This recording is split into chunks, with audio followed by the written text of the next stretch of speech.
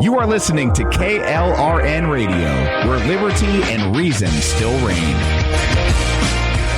Hi, I'm Jay Farner, CEO of Quicken Loans, America's largest mortgage lender. Spring will be here soon, so if buying a new home is on your to-do list, right now is the time to call Quicken Loans. Learn about which mortgage options make sense for you and get a jump on your competition. With our exclusive Rate Shield approval, the low rate you lock today is protected for up to 90 days while you shop for your new home. With a Rate Shield approval, if rates go up, your low rate stays locked. But if rates go down, you get that new, even lower rate. Either way, you win. Talk to us today at 800-QUICKEN or go to rocketmortgage.com to take advantage. Here's another great reason to work with us. For a record 9 years in a row, J.D. Power has ranked Quicken Loans highest in the nation in customer satisfaction for primary mortgage origination. Again, to lock in today's low mortgage interest rate and get the security of our exclusive Rate Shield approval, call us today at 800-QUICKEN or go to rocketmortgage.com. For J.D. Power award information, visit jdpower.com. Rate Shield approval only valid on certain 30-year fixed-rate loans. Call for cost information and conditions. Equal housing lender. License in all 50 states. NMLS number 3030.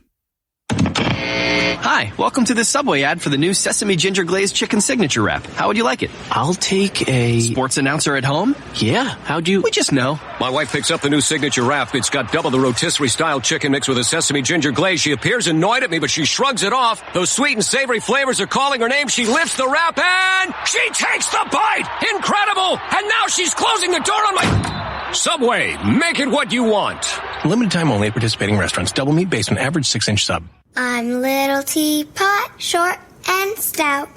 Here is my handle and here is my spout. No, Dad, like this. When I get all steamed up, then I shout, tip me over and pour me out.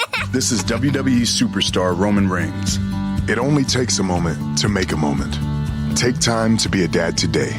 Visit fatherhood.gov, brought to you by the U.S. Department of Health and Human Services and the Ad Council. KLRN Radio has advertising rates available. We have rates to fit almost any budget. Contact us at advertising@klrnradio.com.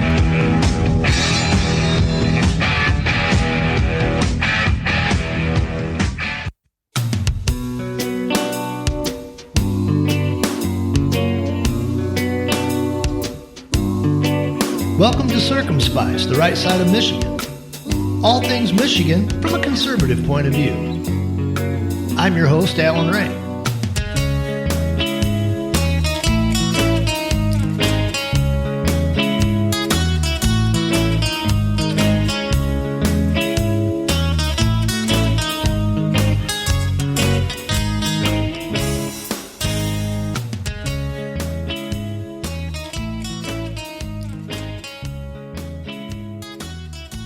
Well, here we are, a brand new show for me, Alan Ray, your humble host, coming live from Gadsden Studios in southeastern Michigan. Welcome to CIRCUMSPICE, the right side of Michigan, on KLRN Radio, America's podcast network.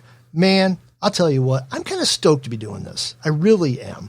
I've basically how this all came about was Rick Robinson, the owner, the boss man of KLRN Radio, kind of was throwing things out there. He does a show about where he does predominantly things that have to do with his home state, Oklahoma, and he was kind of talking back and forth with me and a couple others, saying, maybe we should do something on everybody's individual state and try to get kind of a conglomerate going on. However, it's taken a while. That was a few months back. And we did what we could, and I messed around with the idea, fished around with the idea, and I finally came up with the idea that, you know what, it doesn't necessarily have to be politics. So I decided to just set up, and I did some research. I really did. I kind of did some research, and I went around, fished around the internet, fished around all the major podcast sites. There's really not that many podcasts about the state of Michigan. So I went back and I went, well, there's a few of them. And don't get me wrong. There are some Michigan podcasts that are super cool. Cave Radio up in the Detroit area is just they just knock it out of the park. They are full-time, professional. I've actually sat in and been interviewed by them with some music project that I did. And they're great people, but they focus on the music scene and maybe a few other things. You know, it's beautiful. There's some other podcasts out there that are in the state, but nothing's actually about the state of Michigan. And that's where this show came into. We're not necessarily going to talk about politics. We're going to talk about everything that has to do with Michigan from a conservative viewpoint, which is me. Don't go away. I'm going to be right back. I got to clear a few things up technically. Stay tuned.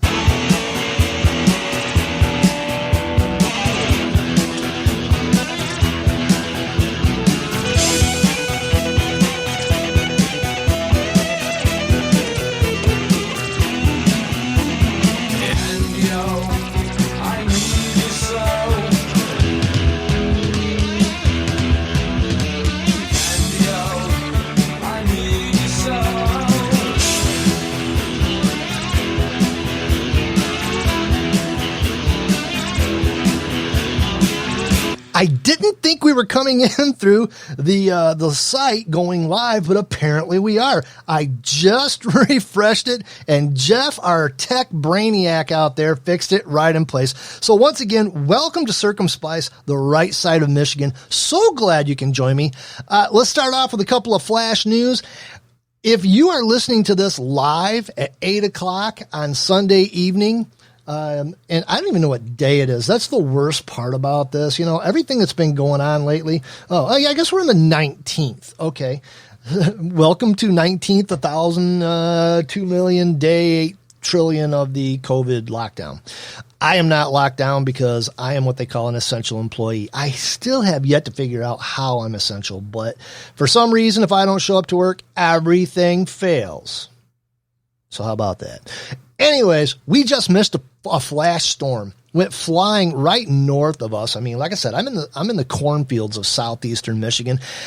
I'm looking at the DTE Power Outage Center. Looks like there's probably upwards of 140,000 people without power right now.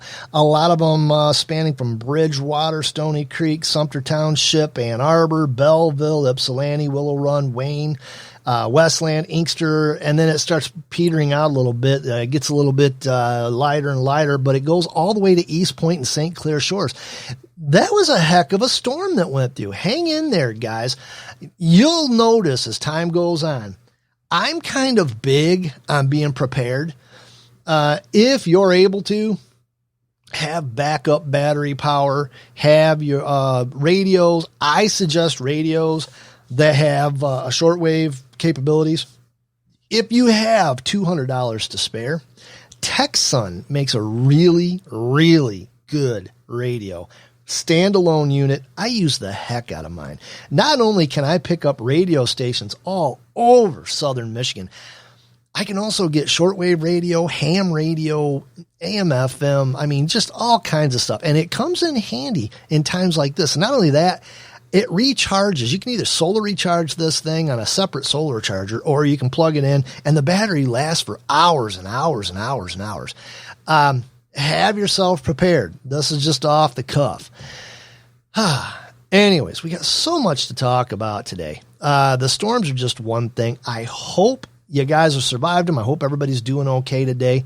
That's not the only tragedy that's going on. I guess earlier today, there was a Detroit area freeway semi-truck hauling 30,000 pounds of Coca-Cola, and it rolled over. What a sticky mess. I guess Michigan State Police said troopers had to close both eastbound and westbound I-94 ramps to the I-96 and the Jeffries following the incident. I guess this was Friday evening. No one is hurt. There's just a lot of pop on the road. That stuff will eat your pain away and do all kinds of crap. So I hope you didn't go through there. Wow, that had to have been a mess Friday. Good Lord. But, you know, weird things happen in this state. We're going to talk about quite a few of them, things relevant to Michigan: hunting, fishing, sports, politics, places of interest. And even so, if you have an announcement, if you want to get something out to our fellow Michiganders, hit me up on my Twitter feed at TucsonicAl65. Let me know what's going on. Say, hey, can you put this on the show? Even if you want to come on the show. I keep it rated G. I want grandma and grandpa and the kids and everybody to be able to sit around and listen to me bloviate for an hour. So yeah, keep it light, keep it rated G. I'll get you on. I don't care if you got a message. Like I said, I am unapologetically conservatarian, more conservative than libertarian, but I do believe in small government. I do believe that things have gotten way out of hand all over the place. But I'm not so fixated on politics that I'm going to rant the entire hour about them. Now, I will rant a little bit. You have to, just a little bit, because, you wouldn't be a good, cold-blooded Michigander if you didn't, right? People don't understand Michigan people, I guess. And those of you who are listening to me from the state, you know that. In fact, most people don't even realize they look at it and say, Michigan people have their own accent. Yeah, we do. We do. What you don't realize is we have more than one just in this state.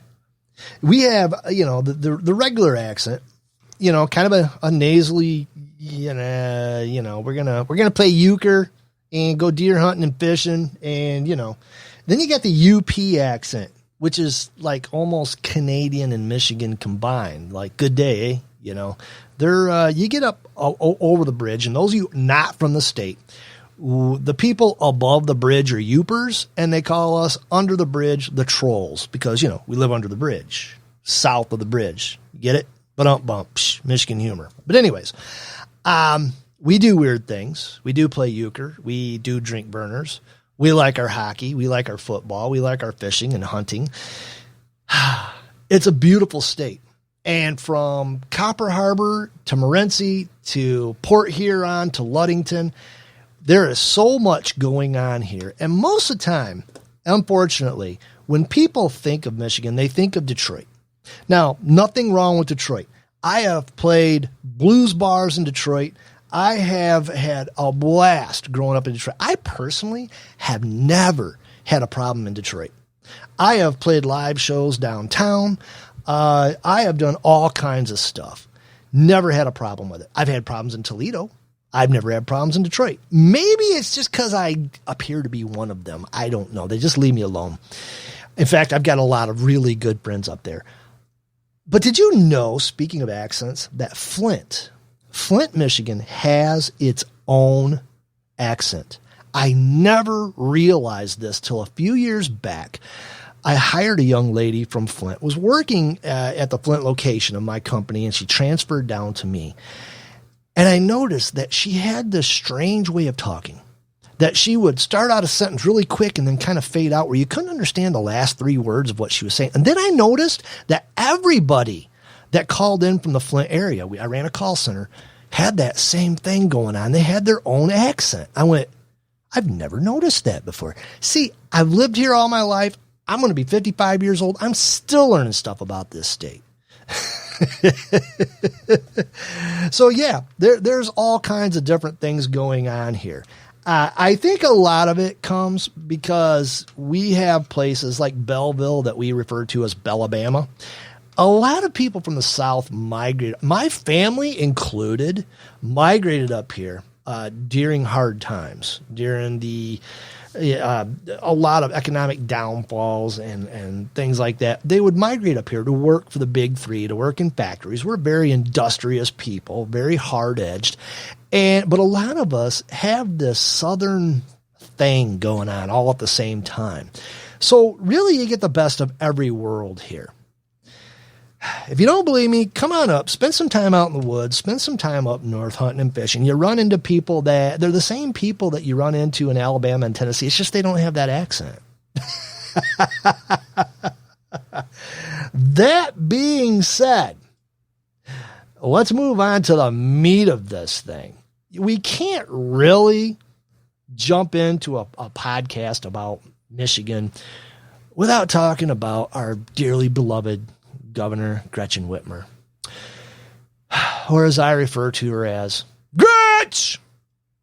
I'm not a fan. Sorry. I wasn't a fan when she was running for governor. I could see right through her. I knew where she came from. I knew who she was. And I've also, I refer to her as a Governor Hover mom. She keeps tightening down the clamps on this mask policy. Pretty much assuming that we are not adults and can't make rational decisions for ourselves, not really taking into consideration that there's really only 3, maybe 4 counties that the bulk of COVID-19 cases and deaths happened in. And not only that, but even though we're spiking a little bit with the COVID cases, the death rate's still flat. Yeah, there are a few people dying, but these are people who have underlying conditions, heart diseases, diabetes, morbid obesity, things like that. And that's what's killing them. She is going through and basically clamping down. No, I'm not going to get really nasty on her. She is who she is. I'm sure in person she's a nice person. I've heard that from more than one person. I just don't think she can run a state. We'll put it that way. It all started when she came into office and basically decided that she was going to put a 40-cent per gallon gas tax on top of one of the highest gas taxes in the nation already that we pay, and directly attack the working class whom she professes to stand up for. The people who work in Detroit and Flint and even out in the areas, and most people don't realize this, but the farther up north you go, the less money you can really make. There's really not that many job opportunities, and those people struggle to get by. Yeah, they love their lives. A lot of them just don't want to live on a lot of money because it really doesn't cost a lot of money to hunt and fish and have a good time, which is what you do when you're up north. But they also have to make a living too. That tax would have crushed the lower working class of Michigan, which is basically what makes up the bulk of people in Michigan.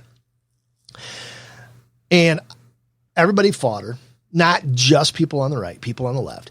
And that's what I knew. Oh boy, we're in trouble. Well, this pandemic has pretty much exposed even more of her inability to run the state of Michigan. I mean, let's just call apples to apples. Okay.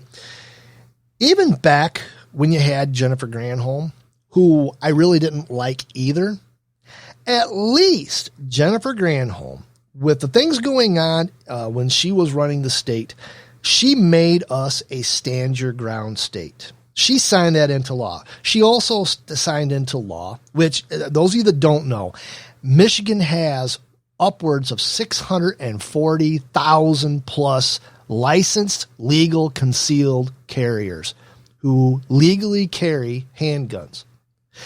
It's almost impossible to go through a day without crossing paths with somebody who's locked and loaded. That's Michigan. I love it. I really do love it. I'm one of them. But anyways, at least Granholm made this a shall issue, which, if those of you who don't know what I'm talking about, the difference between a shall issue state and a may issue state is a may issue state looks at all of your pertinent information and says, well, you need a really good reason for us to actually give you a concealed carry permit. A shall issue state looks at you and says, you have to have a really good reason why we can't issue you one. They go through the whole thing. Are you nuts? No, I'm not nuts. I can hold it together in public, so I have not been declared nuts. Have you disavowed the United States of America as a citizen? Nope. You ever been busted for something other than public nudity? No. I threw that in there. You know, any federal crimes, anything like that. You answer, and they have to issue you a license. They have to. Unless you've got something wrong with your background that they can find, they have to issue you a concealed carry permit. She signed that in. Not only that, but most people don't know this about Michigan, that there's also a law that she signed that, and I was never a fan of Granholm. And when I found all of this out, I went, oh my gosh, I have to take back about a third of what I said about her. She also made this nice little amendment. Well, she signed it. She didn't make it. The decidedly GOP House of Michigan basically gave her this law to sign. And she said, okay, I'll sign it. That said that, we're a stand your ground state, which means if you are anywhere where you're allowed to be and someone comes at you and threatens your life and you end them, you stop the threat, you have stood your ground. They are at fault. You don't have to prove, and this is what I'm talking about. The onus of proof lies with the state. In other words, they have to prove you were not acting in self-defense. It's assumed that you were acting in self-defense. It's assumed that you had the right to be where you were, and that if somebody came with you to try to hurt you, harm you, kill you, you are assumed that you are acting in self-defense. Now, you cross the state line into Ohio, and it's just the opposite. It's assumed that you murdered somebody, and you have to make the case that you are acting in self-defense. Granholm, of all people, signed that into law. Yeah! So here we flash forward a couple of administrations later, and we get this Governor Hubbermom, Gretchen Whitmer. Gretch! And the first thing she does is try to screw the lower working class out of money and make them where they can't even get to work. Now she's out there and she's decided that she is queen of Michigan. Not just the governor, she's queen. She's basically bypassed the House, the Senate, the state area. And she's making a bunch of what she calls laws, which they're executive orders. They're not laws. And now, she wants everybody to wear a mask. Okay. You go out there and you say, I've issued an executive order. I want you to wear a mask. Well, we're grown adults here. We might not. I don't know. So she keeps holding the clamps down. Well, now she's gone to this point. And she came out with this Friday night. Michigan Governor Gretchen Whitmer last week enacted potentially her most controversial executive order to date when she declared the failure to wear a protective mask in stores, public transportation, and crowded gatherings a misdemeanor crime, punishable by $500 fine. Now remember, this is not a law. All of a sudden, she has stood up and said, well, I'm going to declare this a misdemeanor crime punishable by a $500 fine. Now, it says Whitmer is empowered to issue emergency orders that effectively create temporary law. However, she has a problem. And the problem is, well, she's got a bunch of rebellious police. I guess this goes along with, squashing down on the police and calling them names and indicating, like the left usually does, that they're a bunch of bad people. And, well, let's listen to the problems she's having. Let me set it up by saying we've heard from several law enforcement agencies around Metro Detroit and around the state that they are not enforcing the governor's executive order on masks. They're not writing those $500 tickets. They say they don't have the resources. We do have an ongoing dialogue.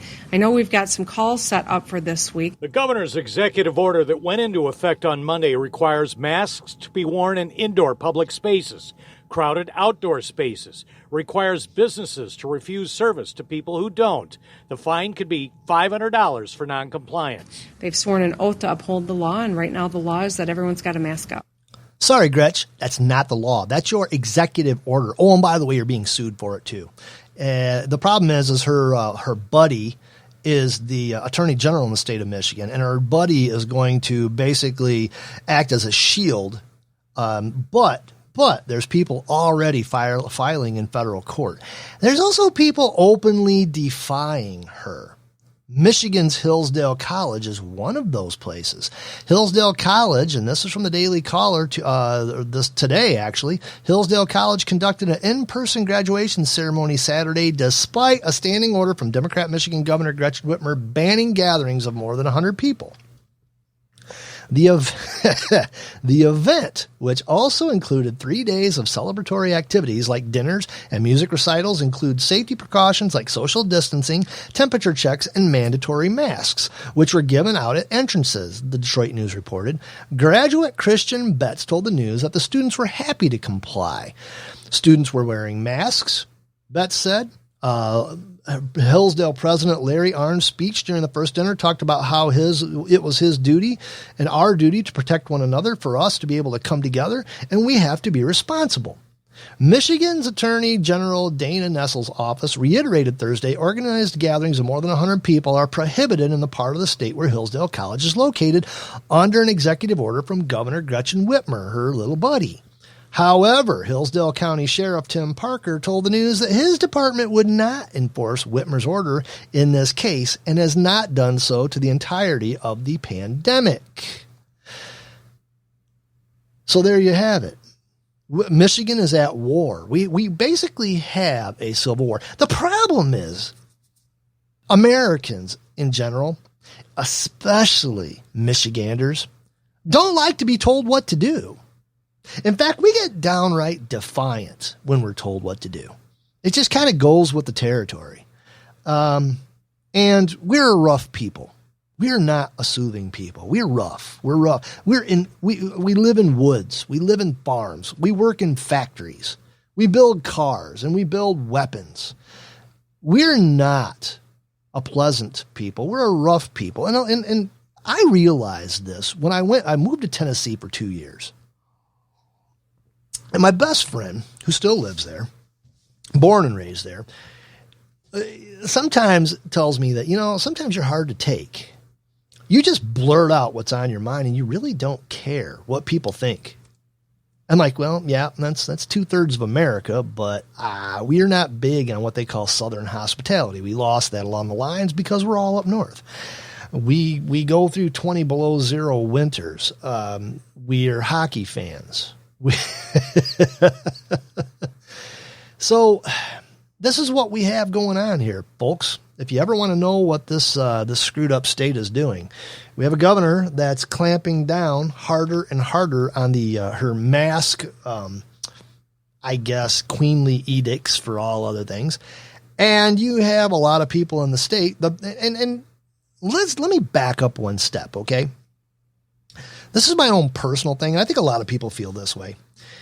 If there's a sign on a door, please wear a mask for our customers' safety, there's not too many people who don't comply.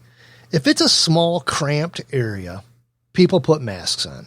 Yeah, there's some who don't. There's some places that just don't care. There's other places that ask you to leave if you don't put one on. But what she's wanting to do is she is wanting to turn business owners against the general population. She is wanting to turn the police, business owners, managers, whatever, into a bunch of tattletales and run to the state, run to, take pictures of people and run to her nearest authority and tattle on people for not wearing a mask. People are rebelling against that. People don't like to be doing that. That's a good way for a small business to go out of business, to tell you the truth, because they do that 2 or 3 times. Word gets around that they're a bunch of rats. Snitches get stitches, right? So there's not an issue of respect in what Gretch is doing. And we're going to go to break here in a minute. And when I come back, we're going to get off of politics because, quite honestly, there's tons of other things going on in this state. And you're going to find out some of the other things that this CIRCUMSPICE, Michigan on the right, or the right side of Michigan, is all about. Don't go anywhere. Stay tuned. KLRN Radio, America's Podcast Network. We'll be back in just a moment.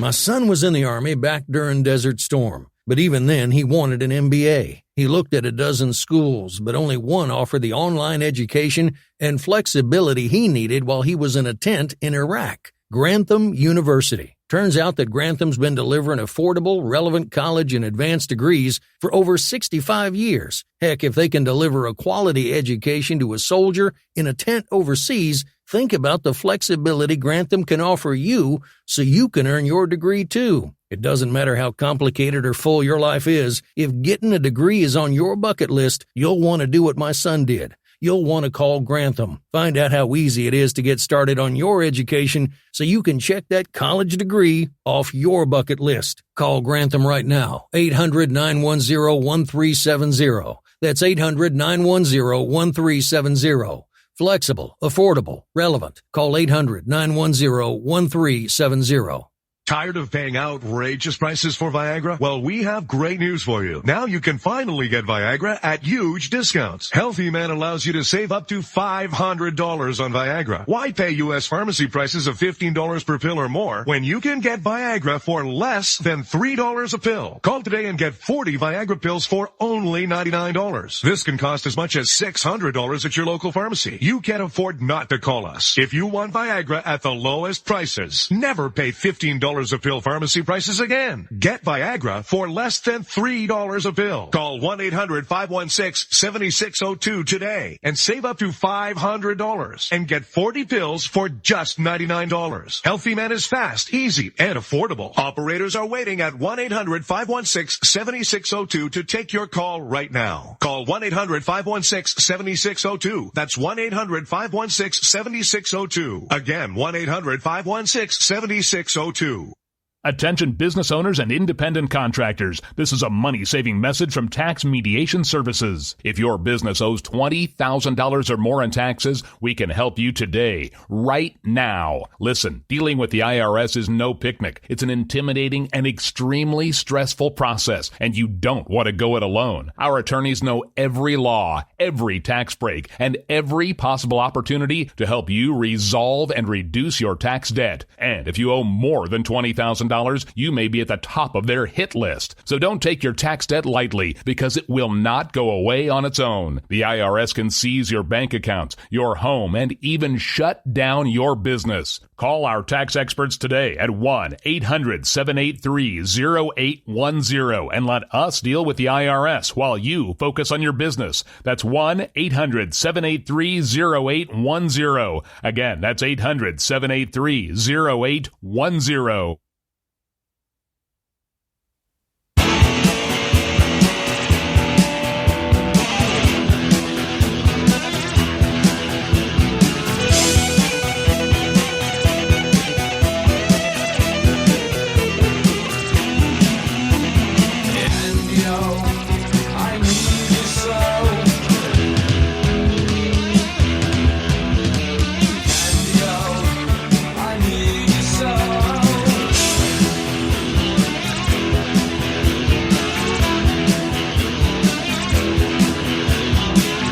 Okay, I got to say this before we move on.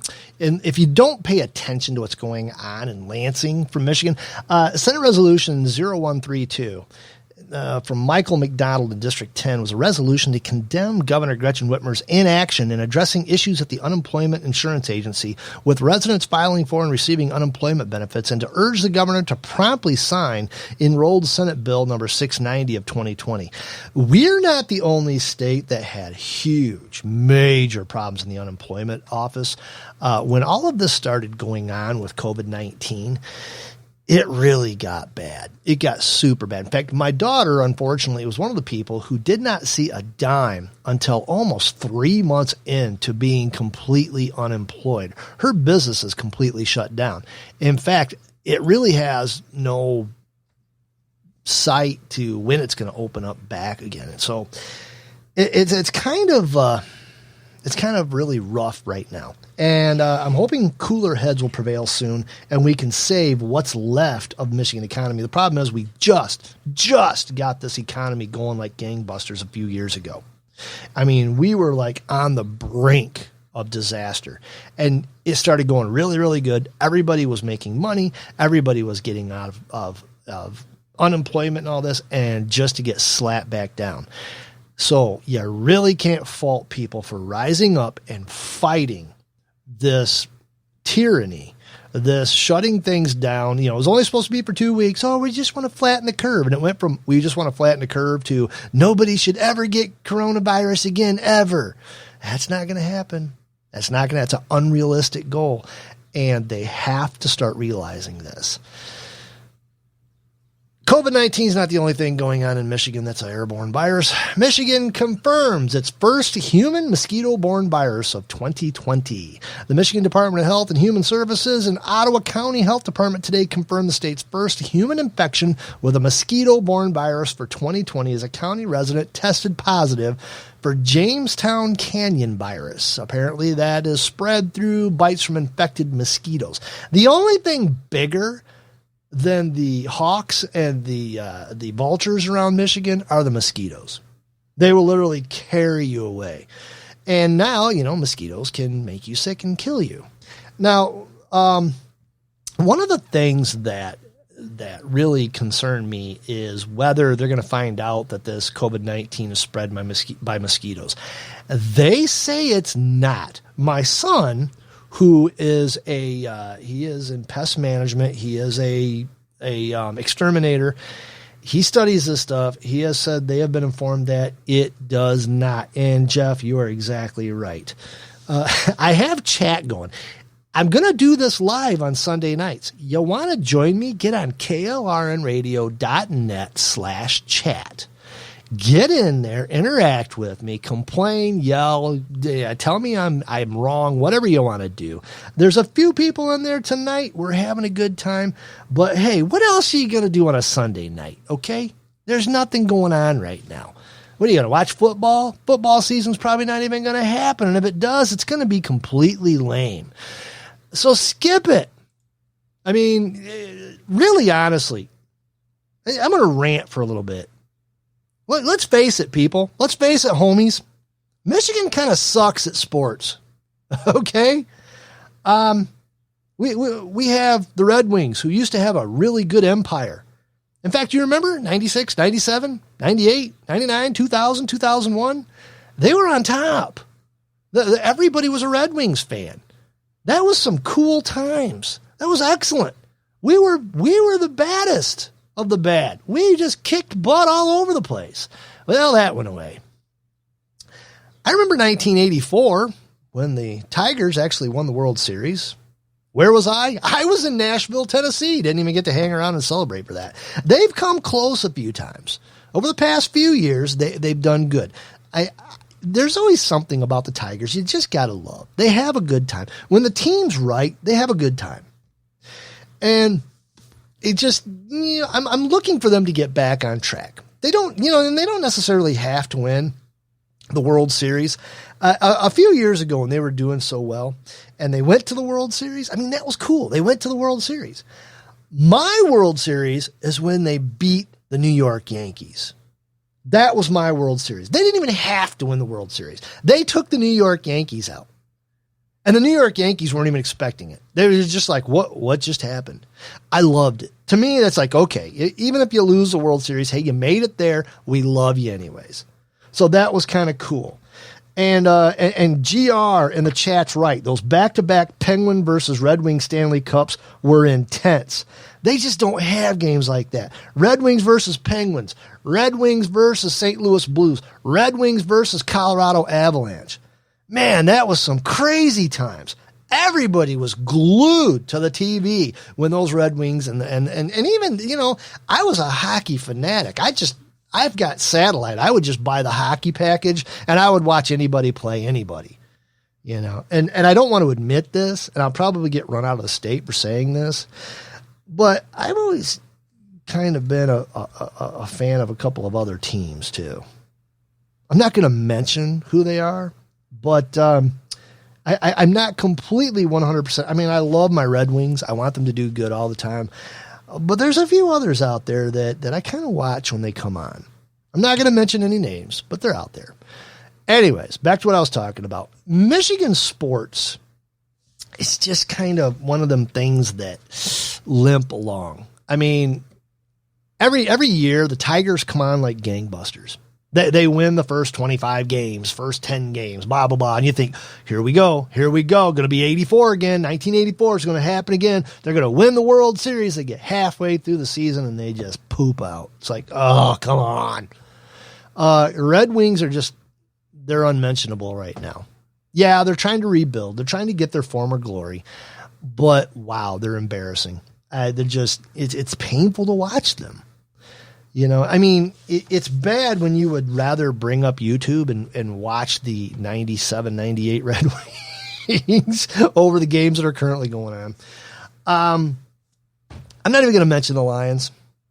Hey, okay, I'll mention the Lions. The problem with the Lions is the people who are currently in charge of them need to sell them. You need to get somebody in there that doesn't see the Lions as a money machine. They need to get somebody in there that walks into the Lions dressing room and says, I'm your new owner, and I'm going to spend every dollar I own to make you the best team that I can possibly make you. I'm going to hire the best coaches. I'm going to get the best quarterback, surround him with the best offensive line, and we are going to win the Super Bowl. We don't have that. We have the Fords instead.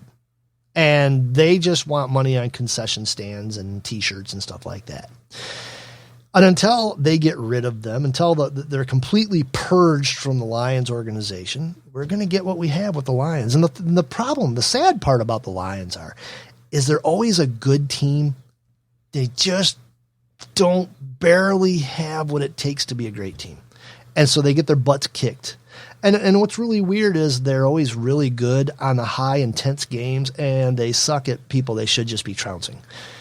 It's crazy. But I'm not even going to get into college sports. Yes, I'm going to get into college sports. You bet your butt I'm going to get into college sports because I am a college sports fan. Okay? Jeff in chat, yes, exactly. He says, I miss the good old Tigers baseball. Lance Parrish, Rob Deere, Cecil Fielder, Lou Whitaker, Trammell, Brookins, Gibson, Chet Lemons, Darryl. Oh, man. I mean, he's bringing up some people just loving it. Loving it. Man, that's when the Tigers, I mean, you would get up in the morning thinking, man, I'm going to turn. And I'm one of these people, I would rather listen to a Tigers game than watch it. I would rather be working in the yard or doing something and have an AM radio blasting out a Tigers game on my patio. That's the kind of old-fashioned guy I am. And yes, GR in chat says, saying things about the Lions that a lot of Pittsburgh Yinzers say about the Pirates.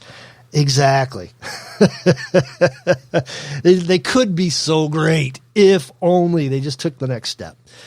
Speaking of they could be so great if only they took the next step, we're going to talk about this here. Question for all of you Michiganders. Should Michigan give Jim Harbaugh a lifetime contract?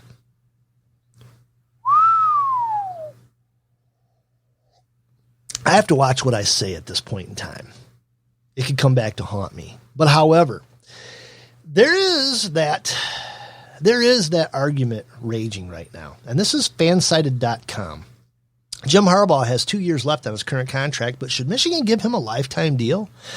And he points out that after the debacles that were Rich Rodriguez and Brady Hoke, oh Lord, were those debacles, the University of Michigan hoped to revive the program by hiring Jim Harbaugh as the next football coach. Now, I'm going to stop right there and point out a few things this guy points out. In 5 seasons, the Wolverines have a 47-18 record. That's good. That's good. They're 32-12 in the Big Ten. That's really good. However, but, and I mean big old butt. I mean the butt the size of the woman at the salad bar that's been eating at that restaurant for 8 hours. That kind of butt. He's also 0-5 against rival Ohio State with 4 straight bowl game losses. He is one of the highest paid coaches in football at $7.5 million, minus 10% because he volunteered to take the pay cut. So that leaves it. I like Jim Harbaugh. Don't get me wrong. He bleeds maize and blue. Okay. He wants to be, but I want to know, can he make the next step up? And I get insider opinions on all this. Trust me, folks. He has 2 years left on his contract, and so serious talks about his future is sure to ramp up. A lot of people at University of Michigan that donate millions of dollars, and trust me, there's big-time donors like him. He is a winning coach. There's no doubt about it. Harbaugh is a winning coach. However, he can't seem to get those key games. Is it him? Is it because of the way recruiting is set up? Now, my eyes have been opened recently, and LL and Aggie have a show here on KLRNRadio, and they spoke a few, months ago about why a lot of places can't get quality football players. And it's kind of a downhill spiral. Once you start losing bowl games, once you start losing national titles, you don't get the quality of recruits. And it's just, it multiplies on itself. So I guess you can figure it a couple of ways. He's doing really well with what he's able to get. Can he do better? Can he come up with a team of people who aren't noted players going into college football? Can he come up with a team that wins a national title, thereby making University of Michigan a place where they can receive better offers, give people better quality players coming through the door? Right now, Ohio State, I tell you what, they've got an empire. As much as I detest them, as much as I just want to drive 20 miles south of here and spit over the Ohio line. No, I'm not really that bad. I really am not that bad. Ohio is close to me, and I grew up cruising the streets of Toledo. I still don't like Ohio State, though. I avoid Columbus like the plague.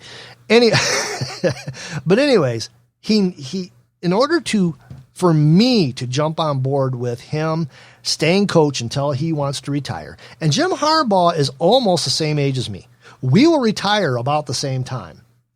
In order for him to do what they want him to do, and that's to stay at Michigan for, until he wants to leave, be the lifetime coach. In order to offer him that position, I think he has to, number one, beat Ohio State. That's to us here in this state, that's bigger than the national title. The second thing is he needs to consistently beat Michigan State. Michigan State's floundering too. Michigan State had a good thing going for a while there, and all of a sudden, I'm with GR and Chad. I buy too much gas from Ohio to be spitting on it. That's one of their saving graces. Plus, I go there and get haircuts. Ha ha, Gretch. Anyways, Michigan State had a good thing going. They're collapsing. And I know I don't want to spend too much time on football, but that is a good question. And Jeff and Chat's right, honest opinion, until he gets an above average quarterback, he will always falter in big games. Ohio State gets the quarterback. Alabama gets the quarterbacks. Those national title champions get the quarterbacks. It's been a while since we've had one. And in fact, that quarterback's still going. So there you go. Moving on. Let's cover some things I want to cover in this because it's just me. The fishing report. Fishing right now this week has pretty much sucked. You get up into the 90s and the fishing gets a little wanky. However, we'll go over this real quick. We got the DNR report on there in southeastern Michigan, where yours truly resides. Lake Erie, the walleye weren't biting all that great. Turtle Island dumping grounds in Luna Pierre, right off the bottom, 24 to 28 feet. And some people did better when they increased their trolling speeds because it's, the water's hotter. It's going to get hotter. So you got to move a little faster. They'll go after it. Southwest Lower Peninsula, you had South Haven. The perch fishing was decent. And South Haven, if you ever get a chance to fish South Haven, do it. Oh my gosh, it's so cool. You got some lakes and rivers. Ionia County panfish are being caught on the inland lakes. I live close to Irish Hills.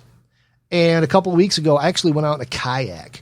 For the first time ever, went kayak fishing. And I said, you know what? Let's see what this is all about. Ended up catching almost 50 panfish. Not very many keepers, but it was a blast. You got Harbor Springs in the Northwest Peninsula. Boats are heading up to 5 Mile and 7 Mile Point. Did well for lake trout. What else you got here, folks? You got Manistee Lake was producing bluegill, pike, and bass. Pentwater was producing some perch. Upper Peninsula, Marquette.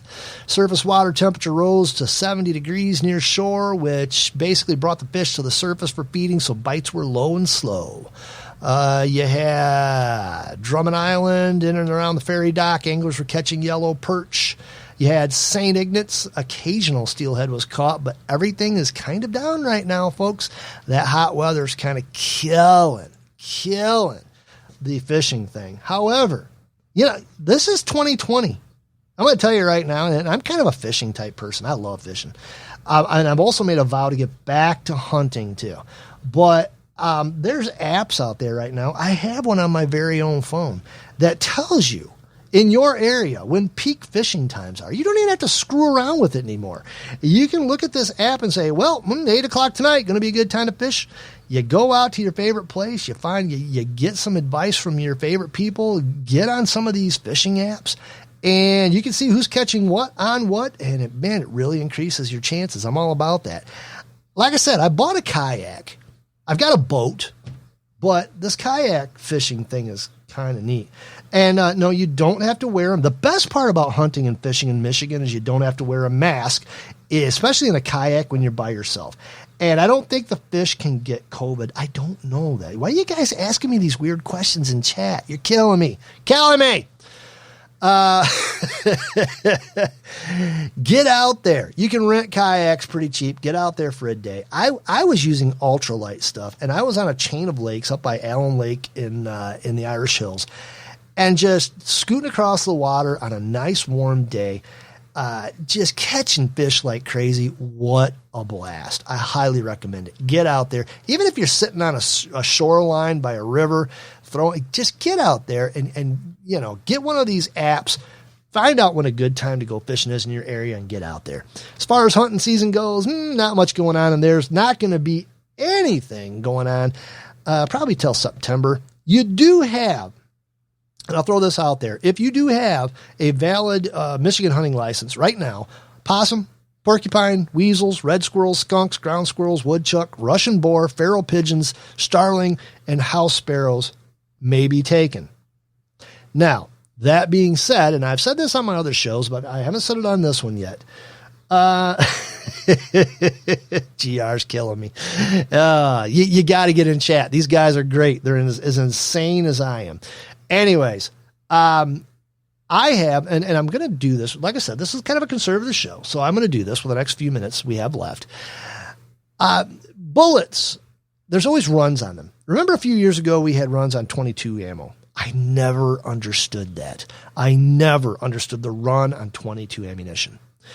Right now, guns, if you walk into a gun store, it looks like they've been looted.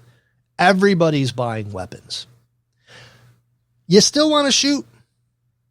You don't want to spend a lot of money on ammunition? I've been turned on to air rifles lately.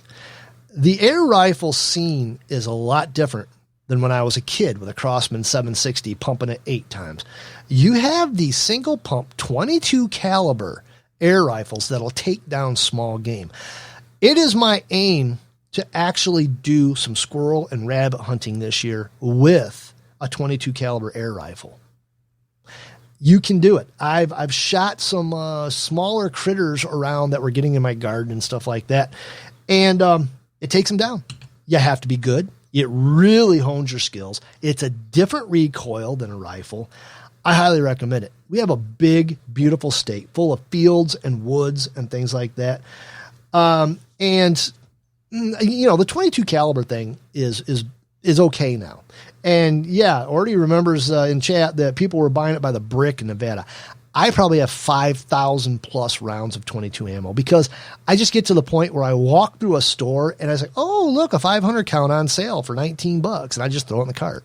And then I get home and I go, oh, why did I do that? I've got so much 22 caliber ammunition.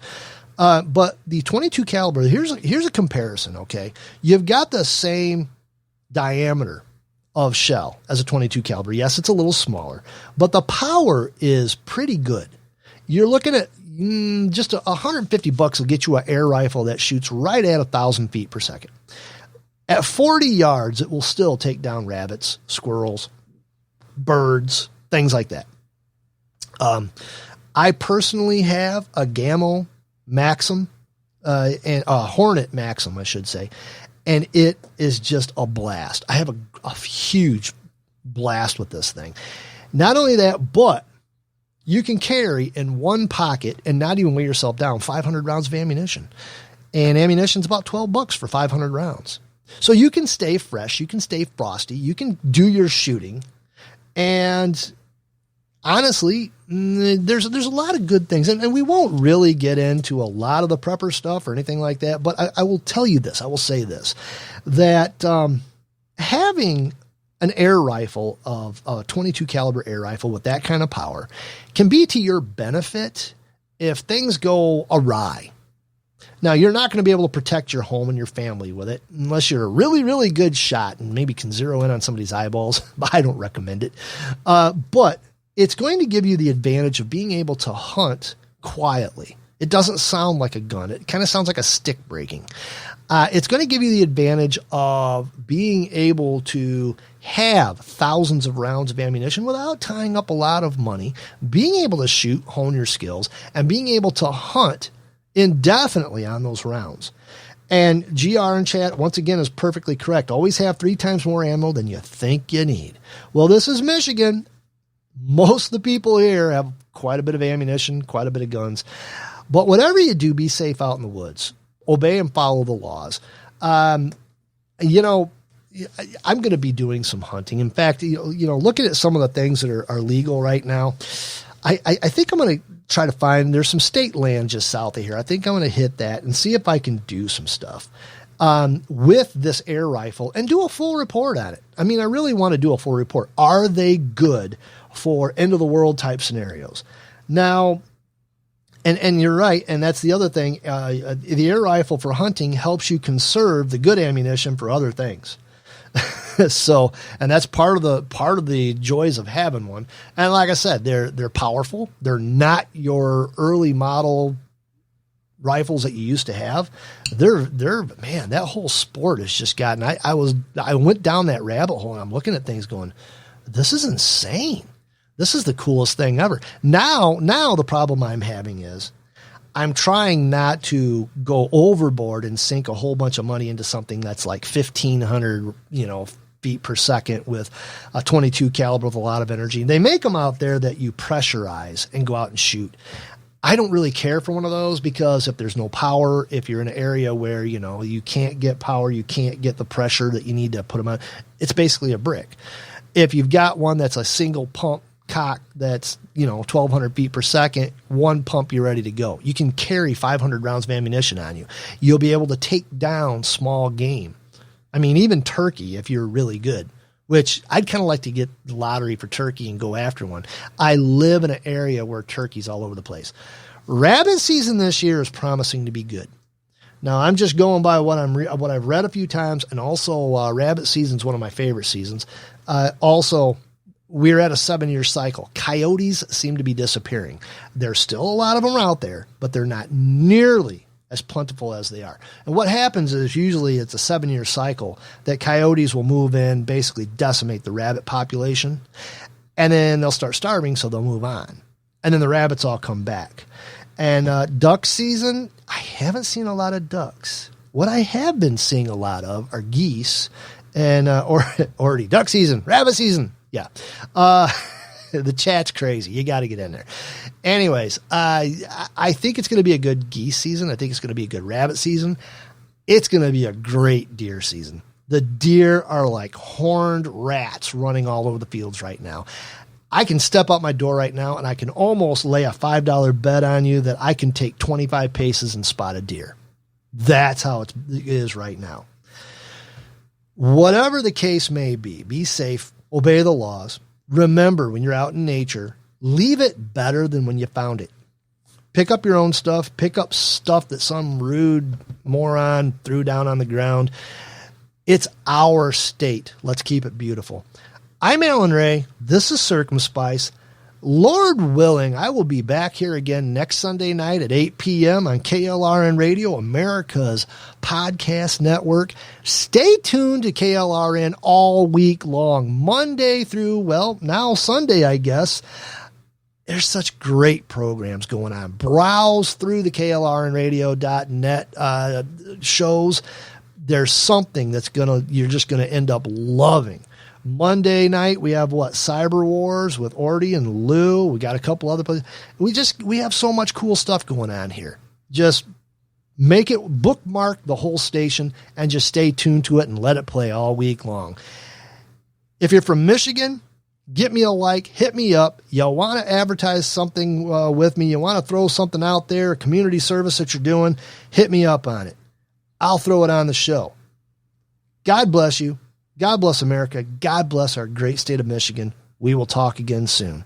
Good night.